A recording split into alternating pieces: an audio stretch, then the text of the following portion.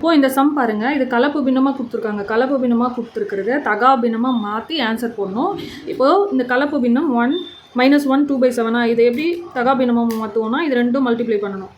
Multiply பண்ணிவிட்டு வர ஆன்சரோட மேலே இருக்கிறத ஆட் பண்ணுவோமா? அப்போது 7 × 1 7 + 2 9/7.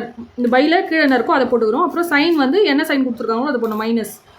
அதே போல் -3 5/7 என்ன கிடைக்கும்? 21 + 5 26/7. சைன் வந்து மைனஸ். 6 × 4/7 42 46/7.